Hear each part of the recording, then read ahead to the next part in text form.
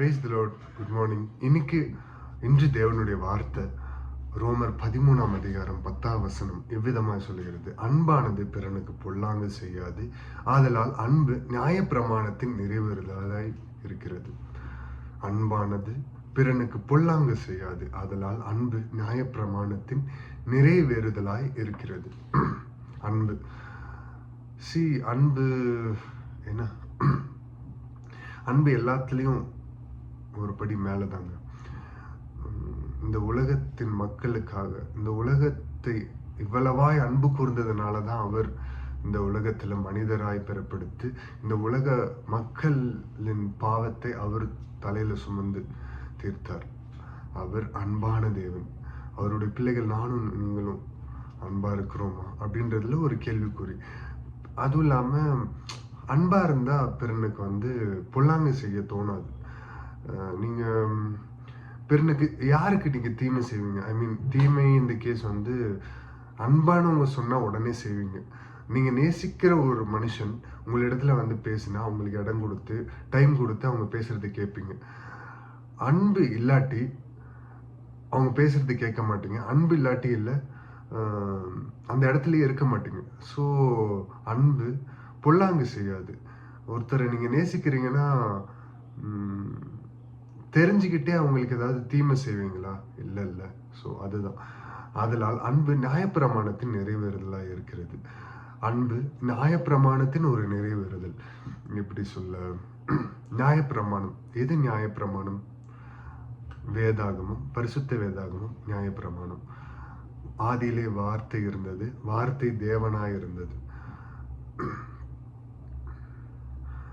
நியாயப்பிரமாணங்கள் Bible, அதுதான் நியாயப்பிரமாணம். பிற்காலத்தில் பழைய ஏற்பாட்டில் 10 கட்டளைகள் மோசேக்கு கொடுக்கப்பட்டு இந்த கட்டளைகளை பின்பற்ற சொல்லி கற்பலைகளை எழுதி இல்லை ஃபாலோ பண்ணாங்க. புதிய ஏற்பாட்டில் அந்த 10 கட்டளைகளுக்கும் ஒரே கட்டளையா ஆண்டவர் சொன்ன ஒரு வார்த்தை: உன்னை நேசிப்பது போல பிறனையும் நேசி, உன்னில் அன்பு கூறுவது போல பிறனிடத்திலும் அன்பு கூறுவாயாக. ஸோ அதை நீங்கள் பண்ணுறீங்களா? எல்லாரிடத்திலும் அன்பாக இருக்கீங்களா? ஆண்டவர் எல்லாரிடத்திலும் அன்பாக இருந்து தான் இந்த வார்த்தையை சொல்லியிருக்காரு.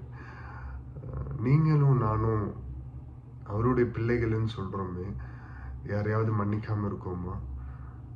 ஆமாம், மனுஷங்க தான் தவறி போவாங்க. ஆனால் இல்லை, மன்னிக்கிற குணாதிசயம் வேணுங்க. அன்பு சகலத்தையும் தாங்கும், சகலத்தையும் சகிக்கும். அன்பா இருந்தீங்கன்னு வைங்களேன், ஒருத்தவங்க உங்களை அடிச்சாலும் கொன்னே போட்டாலும் இல்லை, அந்த அன்பை வெளிப்படுத்துவீங்க. அதனால் அன்பு நியாயப்பிரமாணத்தின் நிறைவேறுதலாக இருக்கிறது. அன்பா இருந்தீங்கன்னா நியாயப்பிரமாணம், அதாவது ஆண்டவருடைய கட்டளை, ஆண்டவரை நீங்க ரொம்ப நேசிக்கிறீங்க அப்படின்னா அவரால் பரிசுத்தாவியானவரால் எழுதப்பட்ட அந்த பரிசுத்த வேதாகமத்தை நீங்க ஃபாலோ பண்ணுவீங்க. ஆண்டவர் சொன்ன ஒவ்வொரு வார்த்தையும் நீங்க ஃபாலோ பண்ணுவீங்க. ஏன்னா நீங்க தான் ஆண்டவரை நேசிக்கிறீங்களா? லவ் யூ ஜீசஸ் அப்படின்னு சொல்றீங்கல்ல, அவர் சொல்றத நீங்க கேட்குறீங்களா? இல்லை பொய்யான ஒரு அன்பு வச்சிருக்கீங்களா? ஸோ நீங்க திங்க் பண்ணி பாருங்க. அன்பு நியாயப்பிரமாணத்தின் நிறைவேறுதலாக இருக்கிறது.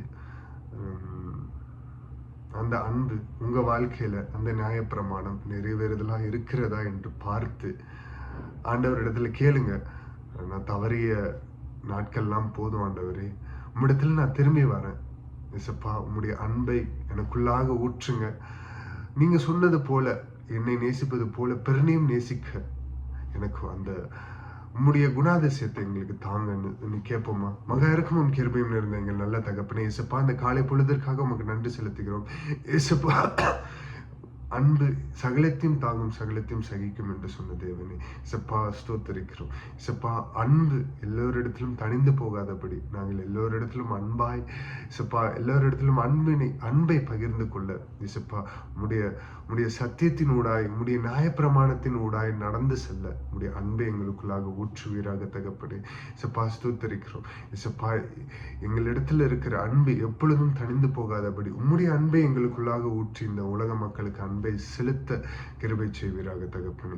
சப்பா நீர் வந்த நோக்கம் நிறைவேறட்டும். சப்பா நீர் வருகிற நோக்கத்தை சப்பா நாங்கள் புரிந்து கொண்டு அதற்காக ஆயத்தமாக எங்களுக்கு கிருபை செய்வீராக. நீர் ஒருவரே உன்னதர், நீர் ஒருவரே பரிசுத்தர், நீர் ஒருவரே பெரியவர், நீர் ஒருவரே எல்லாவற்றிற்கும் மேலானவர். உம்முடைய நாமம் மாத்திரம் உயர்த்தப்படும். நீர் பெருகவும் நாங்கள் செருகவும். எல்லா துதியும் எல்லா கணமும் ஒருவருக்கு மாத்திரம் செலுத்தி தாழ்த்தி அர்ப்பணித்து ஜெபிக்கிறோம். மீட்பெரும் இரட்சகரும் ஆகிய எங்கள் இயேசு கிறிஸ்துவின் நாமத்தில் கேட்கிறோம் ஜீவனுள்ள எங்கள் நல்ல பிதாவே. ஆமென். Praise the Lord. Good morning. Have a blessed day. God bless you all. Jesus loves you all.